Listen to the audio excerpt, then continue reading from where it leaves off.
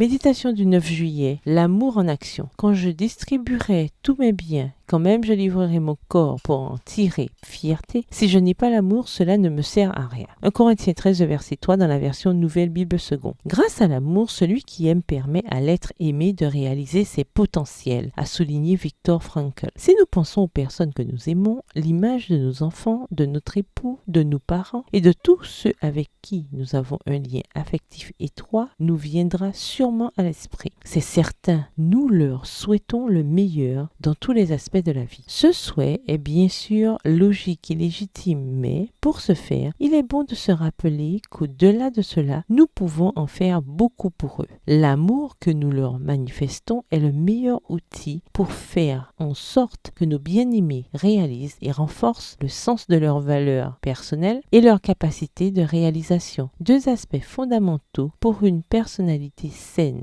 et que le péché nous a ravis. L'amour véritable est la meilleure thérapie pour les cœurs qui ont été rabaissés et contre le sentiment d'incompétence et d'échec. C'est cet amour-là que nous, les mères, professons à nos enfants et qui se démontre avec le pardon et non avec la permissivité. L'amour véritable est tolérant envers celui qui se trompe, mais corrige et discipline aussi, cherchant son bien-être et son bonheur. Il est parfois fugace, surtout quand on essaye de découvrir la froideur avec une tolérance excessive que l'on confond avec de l'amour. Les épouses qui aiment voient en leur conjoint des êtres créés à l'image de Dieu et elles le leur rappellent constamment grâce à leur relation quotidienne avec lui en parole et en acte. Elles ne font pas fi de leurs erreurs, mais se souviennent qu'elles aussi en commettent. Elles savent que cet homme est leur compagnon de route et que cette route peut parfois devenir aride et froide. Renouveler l'amour et l'utiliser comme moyen de favoriser la croissance personnelle de l'autre est aussi la façon la plus simple et la plus efficace de favoriser notre propre croissance. Celle qui loue, complimente, reconnaît les exploits, félicite et accompagne, lui procure santé et bien-être. Pour y parvenir, il est nécessaire de s'abreuver à la source de l'amour de Dieu, d'accepter son pardon, de reconnaître avec humilité ses erreurs et de se corriger. Ce matin, avant de commencer vos tâches quotidiennes, sachez regarder ceux qui vivent avec vous et d'une simple parole, une douce caresse.